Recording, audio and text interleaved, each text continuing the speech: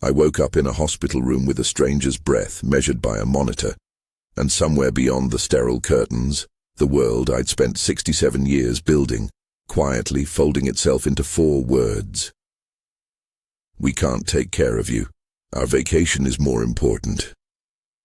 I remember the flatness of that line more than the pain. It wasn't theatrical, no shouting, just the casual, unapologetic sort of sentence that tells you in one breath who you are to someone else. I smiled, more to steady myself than to be kind. Then I did 2 things that changed everything. I called a professional caregiver I trusted, Martha Vasquez, and I stopped the $6,000 monthly transfer that had been pouring into their account for years. That day I learned how fast entitlement smells fear. My phone started to vibrate like it had a pulse of its own. I watched the screen flash, missed calls, texts, a voicemail. My son. Voice cracking in a way that used to make me walk straight across the garage and fix whatever had broken inside him.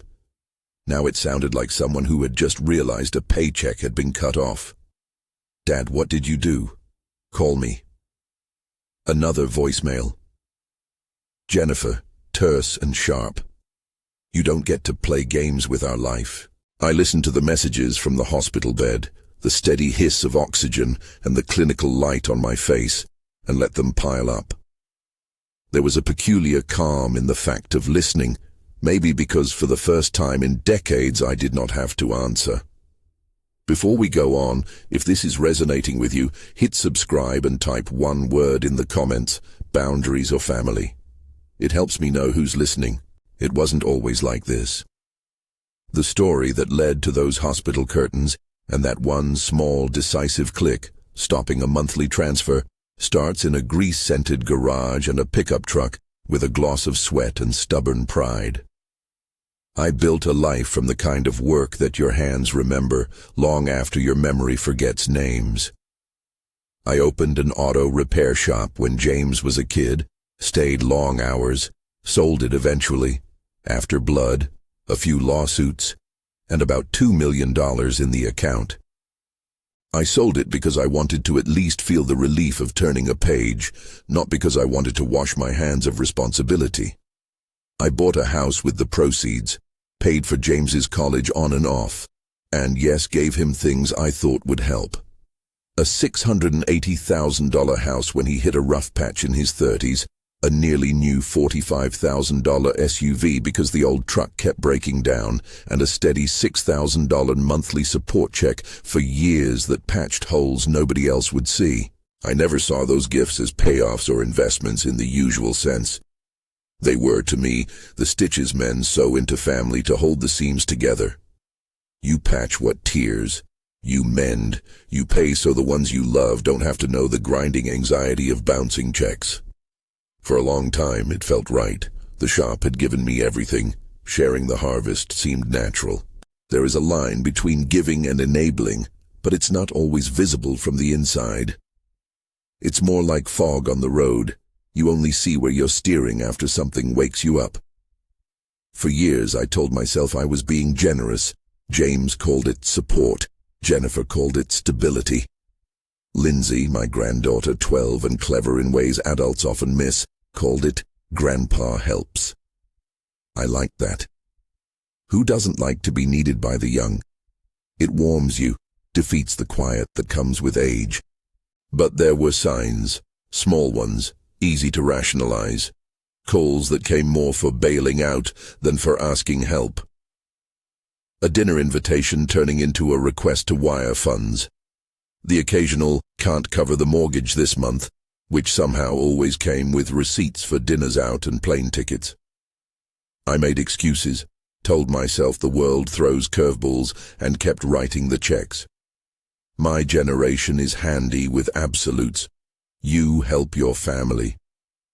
You don't let your own hard work become someone else's license to drift. On a Thursday in late spring, something more tangible snapped. I was heading home after a client had me look over an old project, the kind of work that grows in your bones. Some idiot in a pickup cut across me, the windshield blooming like a cracked mirror. When I woke up, stitches of memory were missing. My ribs felt like someone had wrapped me in a bad idea. Banner Good Samaritan had fluorescent lights and nurses who moved like a practiced chorus. The X-rays, the first set of nurses, the smell of antiseptic, those are the parts that show up in snapshots.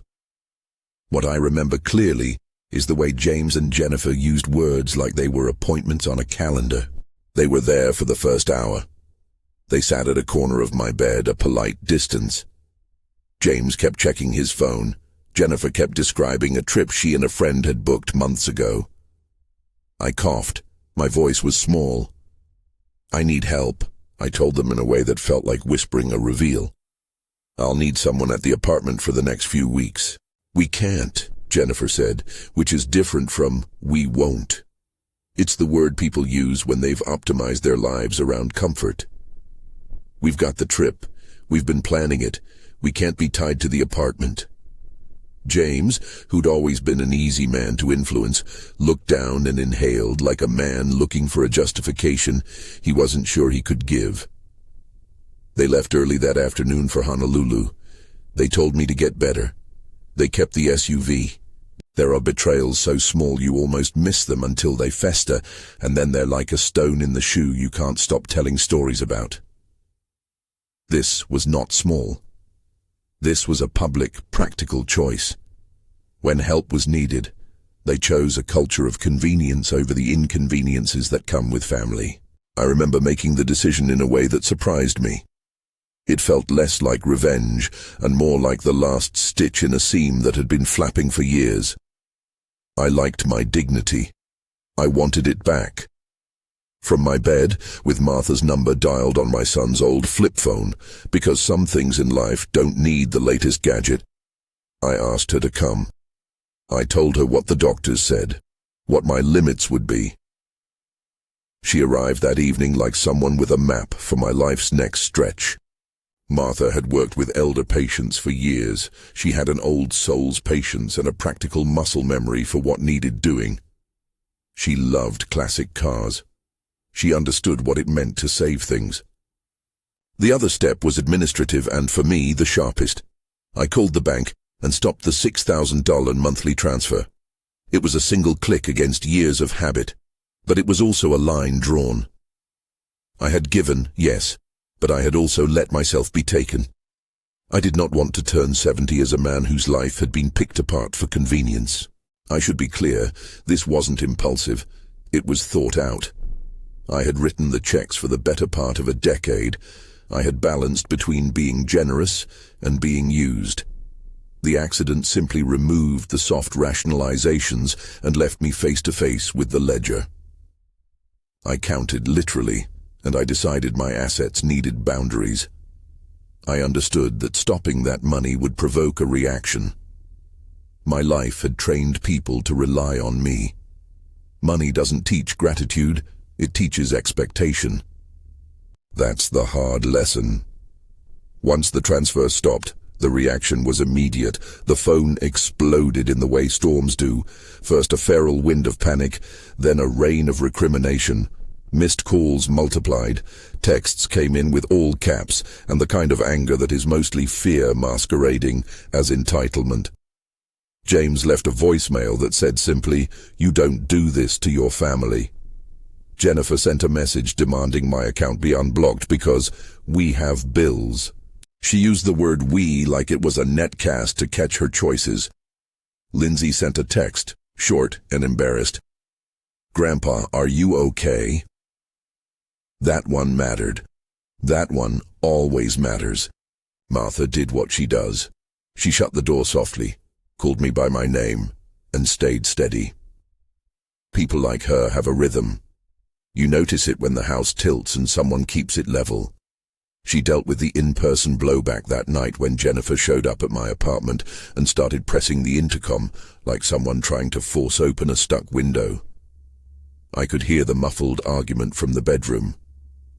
"I'm not letting anyone in," Martha told me later, "without your say-so." That is the moment when my instinct to protect my dignity greets the law, and both say in different languages, "Enough."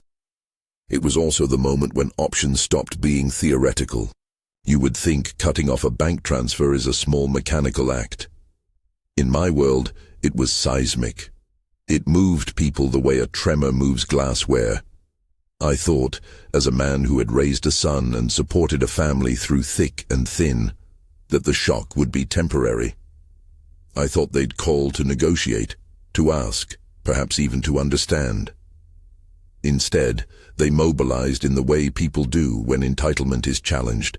Loud, quick, and entitled to results. They called their lawyer the day after. I knew because the voicemail left by James had that brittle edge onto which lawyers' names slide like butter on hot toast. I am not unfamiliar with lawyers. I have hired them, argued with them, and paid them for things that mattered. I was ready to act too.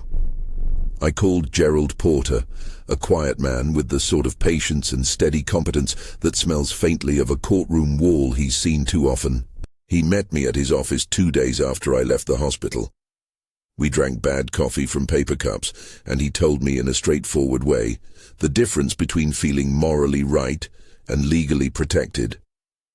"We'll do what we can," he said, which is the most honest sentence any lawyer can ever say. "We'll make sure your wishes are clear and enforceable." He recommended a living trust, something that would make the distribution of my estate straightforward and hard to misinterpret. That phrase, living trust, sounded academic in a way that made me comfortable. It was practical. It was exact. It was, crucially, a sealed map. We talked about numbers with the bluntness of people arranging furniture. I told him I wanted the bulk of my estate to go towards something that mattered beyond my own family dynamic. An 85% allocation to the Traffic Victims Foundation, an organization that helps people who, like me, have had their lives changed by accidents. It felt right to seed good out of the landscape where my injury had occurred. The remaining 15%, I wanted it in a protected trust for Lindsay, to be managed by independent trustees for her education and well-being until she came into adulthood.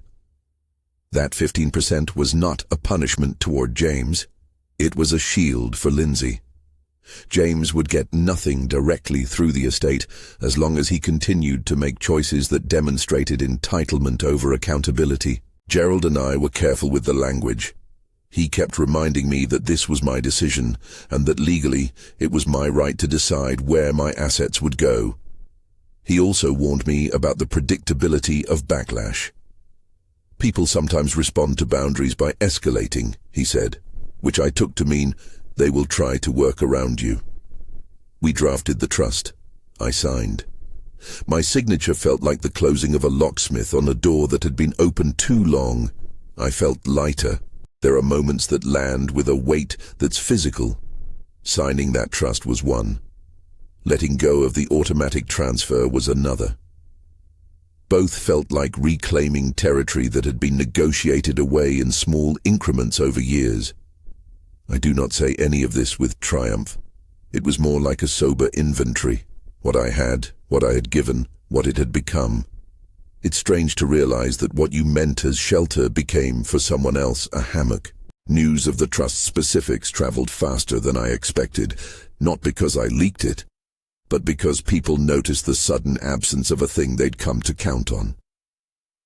James and Jennifer reacted predictably, panic first, indignation after. There were nights of barely intelligible voicemails, texts that alternated between pleading and entitlement, and then, something I hadn't fully expected, loud attempts to make me feel small. "You're making this personal," Jennifer wrote at one point. "We are a family." There's an interesting rhetorical trick in the word family when it's used as a shield. It assumes forced allegiance. It implies obligation that is both moral and logistical. Family can be a comfort. It can also be a chain. I found myself thinking about the Mustang in the garage back when James was small, a 1967 rusting rectangle that used to sit under a tarp and make me dream. That car had been a thing I saved for. I'd taken the engine apart in the driveway while James watched with grease on his fingers, wondering when he'd be able to drive it. When I finally sold the shop, I used part of the proceeds to restore that Mustang. It was more than vanity. It was proof that things could be remade with patience, with the right parts, and with someone who understood how the engine fit together. The car, after its restoration, was more than a vehicle. It was a metaphor. You take a broken thing, you learn it, you put it back together carefully. Sometimes relationships need the same patient, mechanical love. There were practical consequences to my decisions beyond the moral. James's lifestyle that had been kept afloat by a steady cash flow had unsheathed its vulnerabilities. They started selling things. The SUV that had been parked in their drive with a sheen of pride disappeared from listings. A cashier's check of sorts passed between houses and banks as people rearranged their lives to meet the new reality. From my vantage, I watched the dominoes with the dispassion of someone reading a weather report. Inevitable, and yet still capable of surprising with its ferocity. But I want to be precise. I did not set out to wreck anyone. My decision to stop the payments and to protect Lindsay's future was made because I wanted to live the rest of my life with a measure of control over my own affairs and dignity intact. I knew the cascade it might create. I did not relish it. What I did want was to stop being an ATM. I wanted the same thing many of my generation wanted, to be respected in our later years and to know that the help we gave was remembered as help, not entitlement. After the trust was signed, Gerald advised sending notice in a way that could not be ignored. Certified mail and a face-to-face served copy of the trust summary. He said it would prevent messy claims of ignorance later. The certified mail went out the next week. That day, James's voice message was nothing but noise. Static anger that rounded its edges into the brittle string of someone trying to figure out leverage. Jennifer left a voicemail that sounded more like a negotiation than a conversation. "This will destroy us," she said. I had to smile at the theatrical scale of that line. When you've been living above your means for a long time, losing that safety net feels to you apocalyptic, to an observer, practical. Someone drove by the house that afternoon and took a picture of the mail slot. It's an odd, modern form of verification, proof of receipt in the age of the internet. I watched the delivery confirmations ping Gerald's inbox and felt a strange mixture of vindication and sorrow. There is no theater in being right when the price is watching people flail. The first few days after the notice were a cacophony. My phone had numbers I didn't want to hear from. I didn't pick up most of them. A friend called to check on me and ended up acting as a kind of human firewall, taking a call from James and then telling me what they wanted. "They're saying they'll get a lawyer," my friend told me. "They're saying you're being selfish." It was, as few things are, both true and absurd. I'd given a lot. I'd also learned belatedly how to defend the boundaries that keep a life whole. There were small, tender moments, too. Lindsay visited once, under the guise of picking up something at the apartment, school stuff, a book she'd forgotten. She sat on the corner of my bed and looked at me like a child learning something adult-sized. "Grandpa, I miss you," she said. She didn't ask about money. She asked if I could teach her how to change a tire. That request felt like sunlight through high blinds. Pure, honest, and the real reason I'd saved anything in the first place. Martha became my human anchor. She handled the nights when sleep was thin, the afternoons when the pain made my patience fray. She made coffee that tasted like coffee and cooked chicken the way old men remember as home. She was also the gatekeeper against a kind of self-harm that comes from giving too much. She intercepted one of Jennifer's attempts to come by and insisted on a plan. "If you want to visit, you call. We set a time. We don't come barging in." That simple structure is the scaffolding of dignity. By the end of the first month, the house had settled into a kind of new normal. The checks didn't go out. James texted with a mix of threats and remorse that looked most often like a man in turmoil. I kept to my routines, the slow coffee, the morning newspapers, sorting wrench sets in the garage that Martha had reorganized to make room for my walker. The Mustang sat in the corner of the garage like a promise to myself. I ran my hands over its chrome sometimes, thinking how the restoration had taught me patience. I'd been putting it back together as the correspondence with my son fell apart. The car, in a way, was a habit I had left untouched by other people's demands on my life. It was mine. And still, the reactions kept changing shape. The initial panic turned into attempts at leverage, late-night messages threatening to expose things, vague references to what people will think. I ignored the social pressure. A man's life is not an audition for public opinion. It is a ledger to be balanced with principle and mercy. There is an art to being firm without demonizing. I was careful, maybe overly so, for the sake of Lindsay. You don't win a family's future by burning bridges indiscriminately. You fortify it by making protections that are clear, legal, and proportional. The living trust was all three.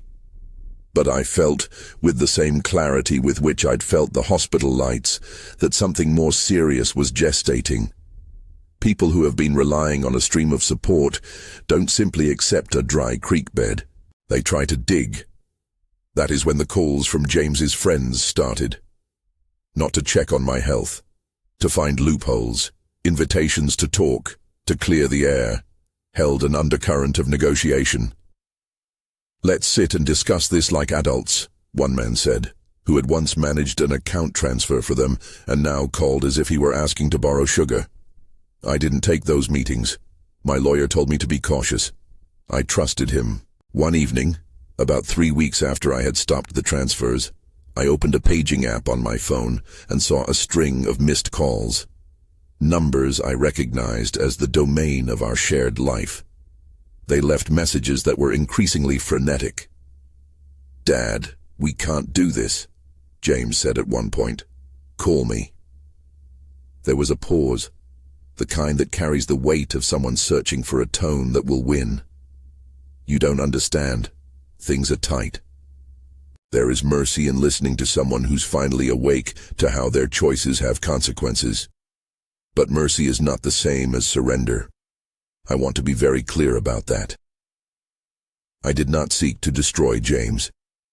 I sought to protect myself and Lindsay and to stop a pattern that, unchecked, would have left my later years worse than they needed to be. If you've ever sat in a hospital bed and wondered who would stand when the lights went low, you understand the calculus. And yet, there's a complicated human truth here. Boundaries wound, even when they are necessary. You stop being the person everyone can borrow from, and you become the person who refuses to enable.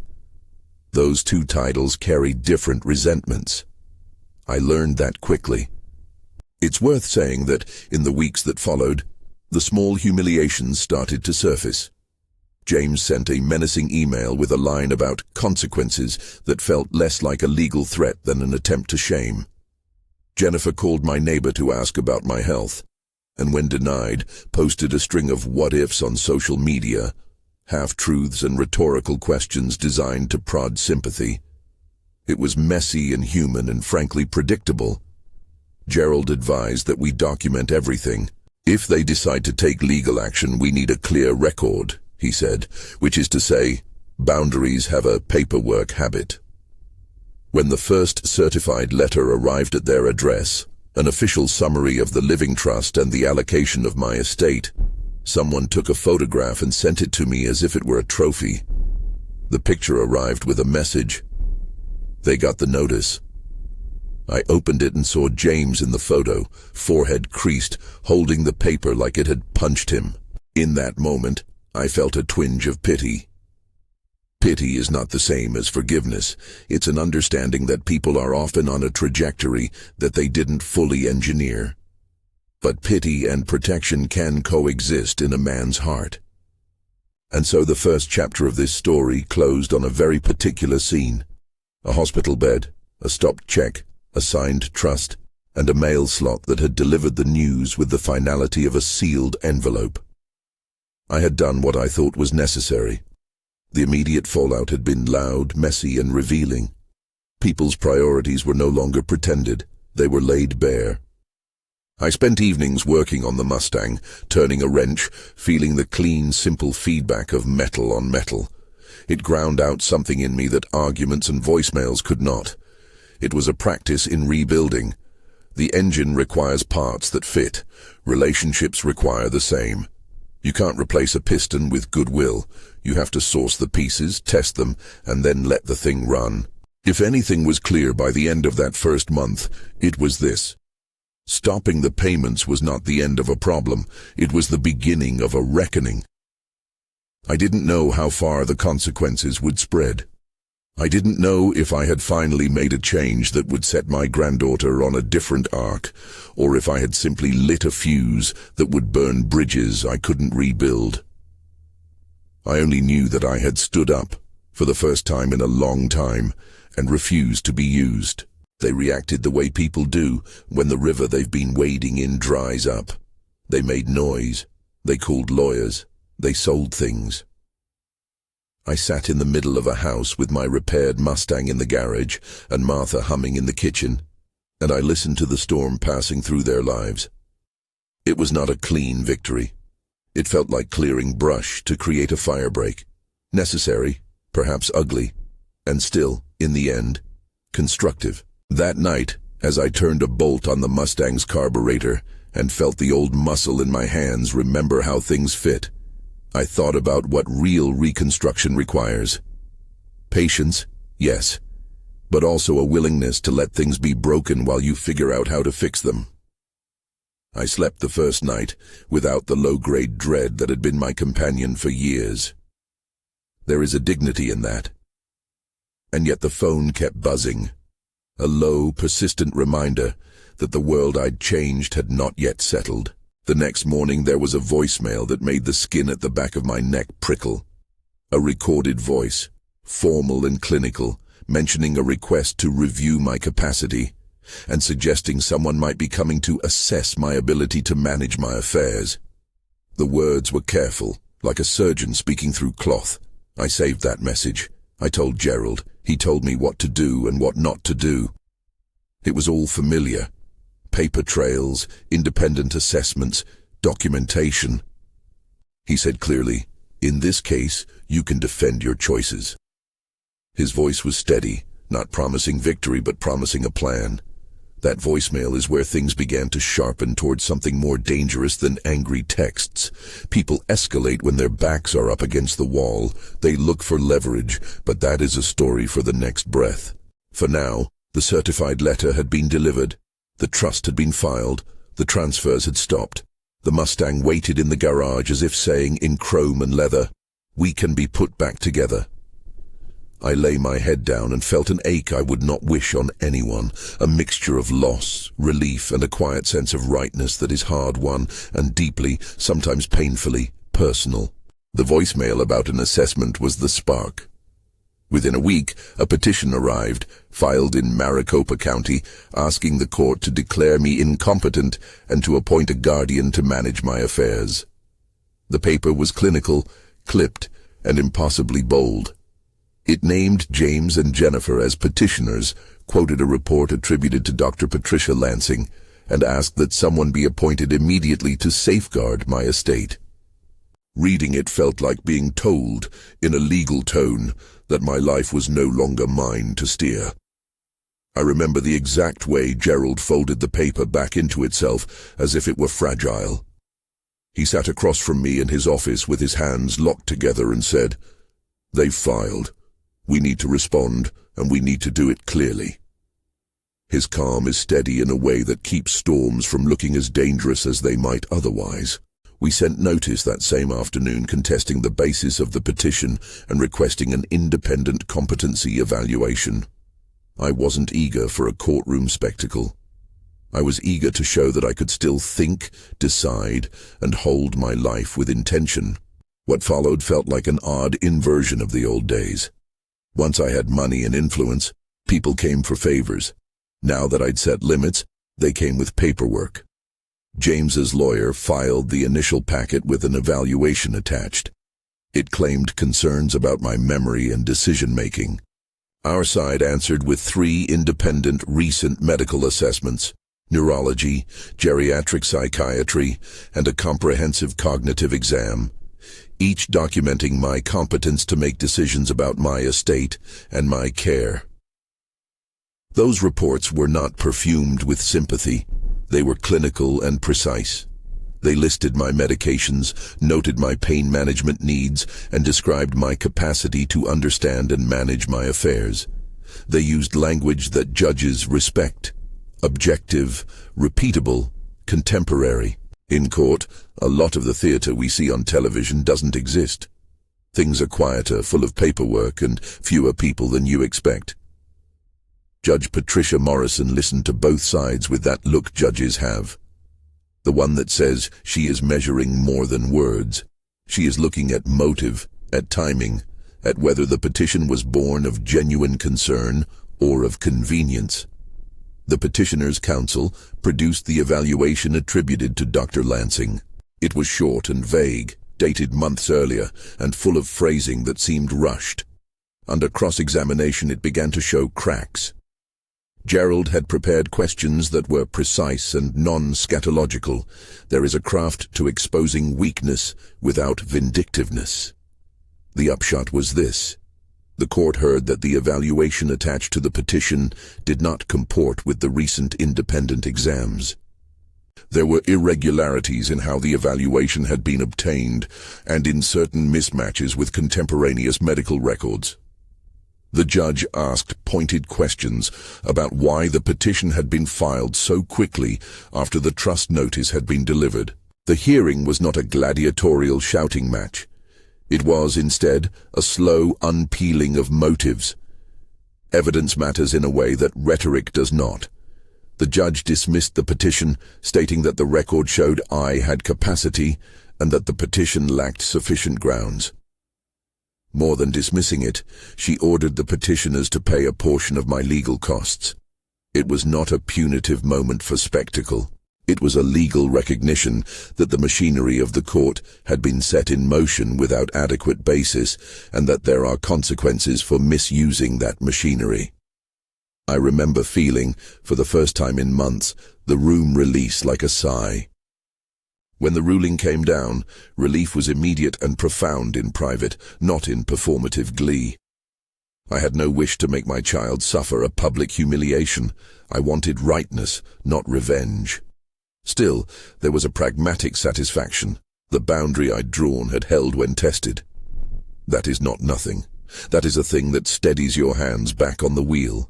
The fallout after the hearing was messy, the kind of slow-motion unmaking that happens when someone who has learned to depend on a stream suddenly finds the stream redirected.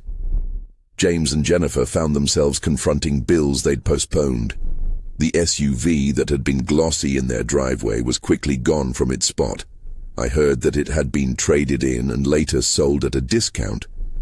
Their house, once supported in part by my monthly transfers, ended up listed. The property taxes had gone unpaid in 1 quarter. Notices followed. People call it a collapse. I think of it as an unmasking of financial habits that had never been sustainable without outside support. I tried not to take too much of the pleasure most people would expect. There is a thin line between satisfaction and cruelty. I'm still James's father. I remember the kid who came to the garage with grease on his knuckles and the way his eyes glowed the first time he sat behind the steering wheel. The pain in watching him stumble was there. But there was also the practical truth.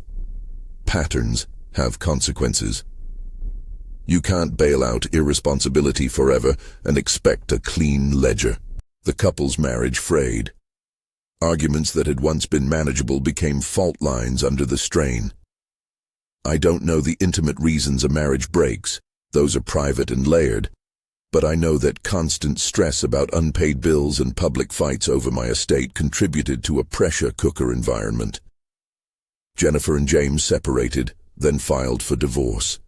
It's a painful thing to watch, regardless of which side you're on. Lindsay, age 12, remained distant from those details. Gerald and I had been careful to ensure that the trust's protective layer around her was watertight. It was my priority that she not be used as a pawn in any financial wrangling. A few months passed like this. Legal clearance, the slow disassembly of what had been propped up, and the practical business of recovery. James sold the house to cover debts. He took a job farther from what he'd once had. Humble work at first, moving into more stable footing later. At some point, the company he'd worked with for years let him go. Not as punishment for family matters, but because his performance had suffered under personal strain. Employment, like relationships, can be fragile when life goes sideways. He got back on his feet by taking temp work, then a steady sales role at a small firm. He sold the remaining assets. Slowly, the emergency room of his life closed its doors. It's worth saying this plainly. I did not orchestrate their ruin. I did not tick boxes designed to punish. I set boundaries. The consequences that followed were a mix of cause and effect, part mismanagement, part dependency, and part the natural result of suddenly losing a long-term safety net. When you have been the safety net, people can drift into habits that seem normal because the net has always been there. Remove it, and you reveal the pattern. That revelation is painful for everyone. There came a moment some months after the hearing when James reached out in a way that cut through the noise. He asked to meet. The request came through a tentative text, short, specific, human. Can we talk? Coffee? Not to fight. Gerald advised caution. Martha advised the same. Martha was practical. You can hear him out, she said, but put what you're willing to do in words before you go.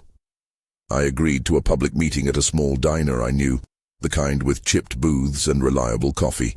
I wanted witnesses in a sense. I wanted somewhere with neutral walls. Walking into that diner, I had an odd sort of armor. Not combative, just measured. James arrived late. He looked smaller in person than he did in my memory. The slack in his suit, the tired countenance. He didn't start with excuses. He started with an apology. It was quiet, not theatrical. "Dad," he said, "I was wrong. I didn't understand what I had." His voice broke in a way that took me back to parenting moments when a word or a look could steer a boy. He admitted the entitlement, the bad habits, the way he had rationalized trips and restaurants while ignoring piling obligations. It is one thing for a man to say, "I'm sorry." It is another to show it. He told me how hard things had become and how he had sold the house, paid a chunk of debts, and, most importantly, how he had started going to work each day without the safety net that had made slippage easy. He talked about Lindsay, how much he loved her, and how ashamed he felt to have allowed her life to feel insecure. There were practical things.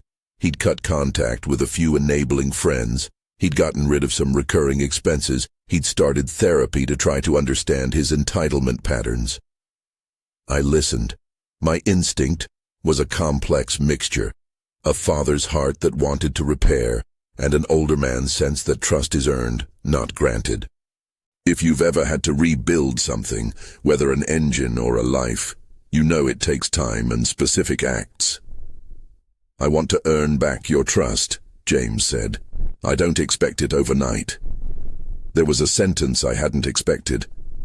"I'm selling the Mustang." For a moment my chest tightened. That car had been mine in more ways than one. But he explained. He needed the money to pay down debts and to make restitution for things he had used the support for that were not essential. It sounded humble. It sounded real. I told him, without rancor, that selling the Mustang wouldn't restore what mattered most. Restitution required steady work, clear behavior change, and the practice of small, reliable acts over time. I set terms, not punitive, but protective. He could see Lindsay as long as his interactions were consistent and healthy. He could have weekly dinners with me at a set time where the conversation would not revolve around money but about family. The things we used to share. He would not, I said, get easy access to funds in the short term. He needed to show consistency. I told him I would consider more over time, but only when actions matched words. That meeting felt like the opening of a door that had been shut tightly. The first steps were small and public, a weekly Thursday dinner where James arrived on time, sat across from me and listened to stories about cars and life. He showed up. He didn't try to negotiate financial terms in restaurants. He asked about Lindsay's school, helped fund a scholarship for a local kids' mechanical workshop, and quietly volunteered at a charity job fair. Practical things that looked less like restitution and more like rebuilding competence. There are moments of fragility in that kind of reconciliation. One night, James showed up exhausted and ashamed because he'd failed to pay one of his bills on time. He called me from his truck and said, "Dad, I messed up." I gave him a word of encouragement, but no cash. You cannot rebuild by giving an old pattern new fuel. Instead, I took him to the garage and we worked on the Mustang together. It became a ritual, Thursdays in the garage after dinner. We crawled under the hood. We argued about timing belts. We learned to re-torque bolts. He learned that fixing something requires attention to detail, regular maintenance, and patience. The metaphor was obvious but necessary. The Mustang's engine would not tolerate shortcuts. Neither would trust. Lindsay's presence in this was always the non-negotiable. She came to the garage sometimes, swept a hand through grease-streaked hair, asked 1,000 questions, and sat in the passenger seat while we talked. She did not know the full ledger of adult mistakes. She saw a grandfather who taught her about spark plugs and a father who was learning to keep appointments. Her relationship with James was, for my part, the central consideration. I kept her protection in place. The 15% trust was still the shield for her education and well-being. That trust was not meant to punish. It was there so a child would not be used as collateral in adult transactions. Over a year, incremental change took shape. James's job stabilized, he paid down a significant portion of his debt, and he cut out the extravagant expenses that had been nonsense for his means. He took responsibility, cold, practical, and necessary. He did not become a new man overnight. He simply started showing up differently. Behavior, if sustained, is ultimately the strongest currency in family repair. I began to accept more contact, longer visits, more time together, always with a practical eye on whether the changes held. There were also second-order effects around them. Jennifer, too, went through a process. The divorce was raw. She struggled with the loss of lifestyle and the public friction. She sought counseling and took a job closer to home. She and James came to terms at different paces. I didn't need to be friends with her to expect civility. I wanted stability for Lindsay. That was the yardstick I used when making choices about openness or distance. In the middle of all this was the Mustang. It remained a slow project, sometimes stalled for months when parts were hard to find, or my back protested too much. Martha and I worked on it in fits and starts. The car, for me, became the daily reminder that restoration is seldom neat. It is messy, it demands patience, and it requires letting go of shortcuts. When the engine finally turned over, after months of calibrated adjustments and a day where every bolt seemed to click into place, it gave a sound that felt like a small sermon. The right parts, applied with care, returned to life. That sound did something to the family dynamic. It wasn't that the car healed everything, it just provided a place, a ritual, where we could be ordinary together without the glare of money transactions. James helped me take the Mustang out on the first slow drive. We didn't race. We drove through Phoenix neighborhoods with the windows down and the smell of warm asphalt filling the car. He drove gently, as if he were handling a fragile trust. Lindsay sat in the back, hands folded, smiling like a child who knew a secret. There was no grand absolution that day, only an ordinary afternoon where a man briefly felt like he'd done something right. Time, of course, does not forgive everything automatically. Old patterns will tempt a person, and wounds remain. There were still arguments, burdens of pride, old slights, and the practical frustrations of life. I was cautious, intentionally so. I was careful not to revert to old patterns of unconditional financial rescue. Instead, I offered scaffolding, help with job searches, references, advice about running a budget, and opportunities to do work at the garage where reasonable pay was exchanged for honest labor. It was dignity-preserving and practical. There were nights when I wondered if I had done the right thing in stopping the checks. When the phone was quiet and the house was still, sometimes I thought about not just the money, but the ways my generosity had been interpreted. But the clarity that comes with age is often an uncomfortable companion. You see the consequences of both action and inaction. Had I continued as before, I would likely have grown smaller in my final years, less independent, more anxious, and perhaps taken advantage of in ways I could not accept. Reclaiming agency was not a narrow act of spite. It was an assertion that my dignity mattered as much as anyone else's. People sometimes ask if I regret the trust allocation, putting 85% toward the Traffic Victims Foundation and 15% to Lindsay's protected trust with James, effectively removed from direct inheritance. My answer is that I do not regret choosing to ensure the broader good and to guard my granddaughter's future. It was a decision made in the wake of betrayal and with the counsel of Gerald. Legally and morally it made sense for my life. And morally, there is something invigorating about ensuring that what you leave does good beyond the immediate family dynamic that at times misused your generosity. There were consequences for the petitioners as ordered by the court.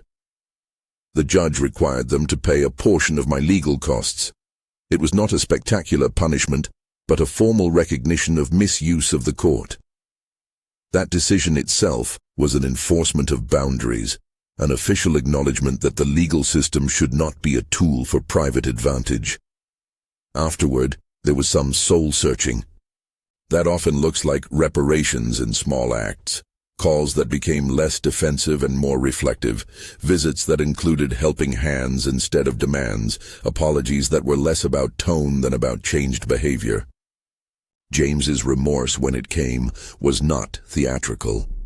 It was the sort of thing you learn to spot in a man who once had excuses and now has receipts. He asked for forgiveness in ways that felt true. By arranging Lindsay's summer internship at a neighborhood mechanic shop, by contributing to her school fund without fanfare, by showing up at school plays. These practical acts carried more weight than words alone. They were the building blocks of trust. Does this mean we are all healed? No. Family repair is not a neat closure. It is ongoing. There are days I remain guarded, nights I remember slights, and times when I still feel the ache of having been counted on until I had nothing left to give. But there is also new ground, a measured relationship with my son, regular dinners that are consistent and free from transactional expectations, a granddaughter who knows both the pain and the protective care of family, and a Mustang that starts every time I turn the key, a noisy, comforting reminder that things can be restored, though not in a hurry. People in the comments will ask what I would have done differently. They will want a blueprint, how to stop being an ATM and still keep your heart. The truth is, there is no single answer. You have to know yourself, your resources, and your boundaries. You have to be prepared for the fallout when you set limits. You have to accept that people will respond with panic, sometimes rage, and sometimes with efforts at leverage. And you have to be willing to live with the moral weight of your choices. For me, the calculation was simple in its bones. Dignity matters. Protection for a child matters. Legal clarity matters. Martha stayed with me through it all. She was more than a caregiver.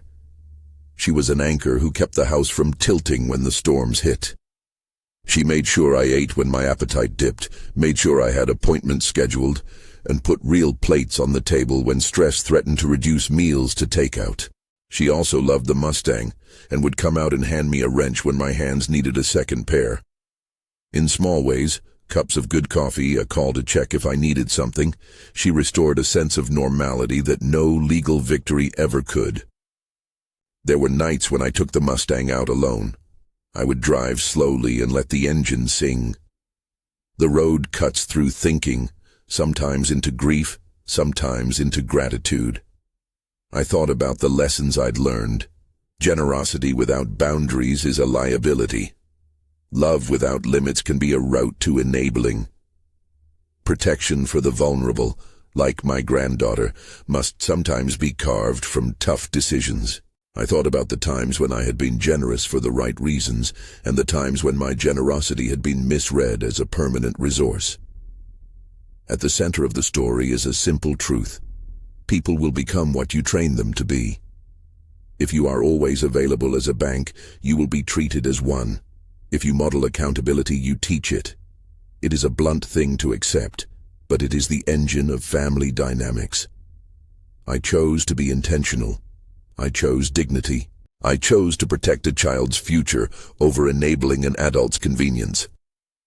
In the years that followed, our relationship settled into a kind of cautious equilibrium. James is present in a way that is earned, not assumed. He comes on Thursdays, helps in the garage, takes Lindsay to soccer, and thanks me for the patience I give. We talk about small things more than the large wrongs.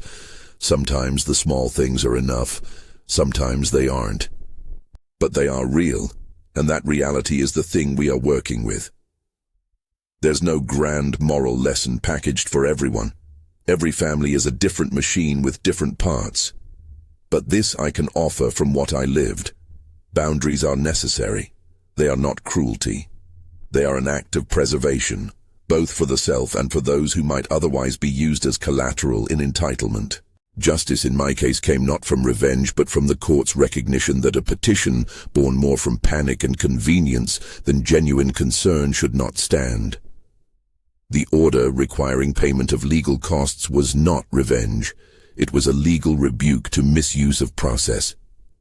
The real repair came from slow acts, work on an engine, money managed honestly, a father showing up in a smaller but steadier way. Sometimes I think about the moment I stopped the $6,000 transfer. That click was the hinge of a long arc. It felt small, and yet it unlatched an entire architecture. To some viewers that might seem harsh. To others it will seem overdue. I can live with both opinions. The key is this. I made a choice that preserved my dignity and protected my granddaughter. There was a cost. There was consequence. There was also care and eventually a measured return. If anything has remained vital to me in the wake of all this, it is the lesson that restoration is a craft. It requires parts sourced correctly, patience for the slow work, and the willingness to tighten the bolts yourself. It asks for humility when you are wrong and courage when you need to be firm. It asks you to recognize that some people will respond with gratitude, some with anger, and some with a long arc of repair. So where are we now, practically? I live in the same apartment in Phoenix, with Martha's calm in the kitchen and the Mustang parked under the carport, waiting for the next slow, careful drive. The Traffic Victims Foundation will carry forward the bulk of my estate as promised. Lindsay has a secure educational fund. James has a relationship that is being rebuilt in increments. Earned time, not assumed access. Jennifer has remade parts of her life, and though she and I are not close, she respects the boundaries that keep Lindsay safe. The legal record is clear. The petition was dismissed. The costs were awarded in my favor. These are facts, not celebrations. If you find yourself listening and thinking, would I have done the same? I won't answer for you. I will only say that the decision preserved something that matters to me. The quiet knowledge that I wasn't going to let the last years of my life be defined by being someone else's endless credit line. That realization is not glorious. It is practical and human. There is one final scene I carry with me. It's not the courtroom. It's not the signed trust. It's a Thursday evening in the garage, the Mustang idling, warm metal and oil, and the smell of old leather.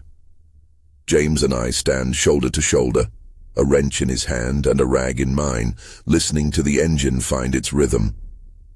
Lindsay hops in and out of the car, pretending she knows how to shift. Martha calls from the kitchen, "Don't be long." And in a way that is ordinary and miraculous, our family is together not because of money, but because of presence, shared tasks, and the slow ritual of repair. If my story does anything for you, I hope it makes you think about what you might be training people to expect.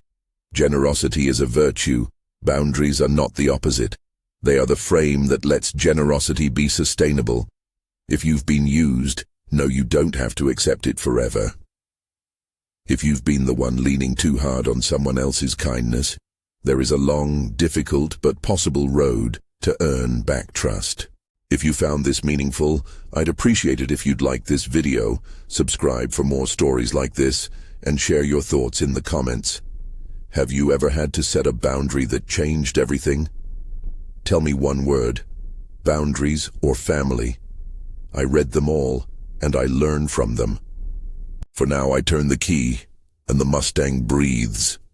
The engine settles into a steady hum, and for the first time in a long while, I drive without the weight of being someone's safety net. I drive with the calm knowledge that I've done what I could to protect my dignity and the future I wanted for the little person who sits in the back seat and calls me Grandpa.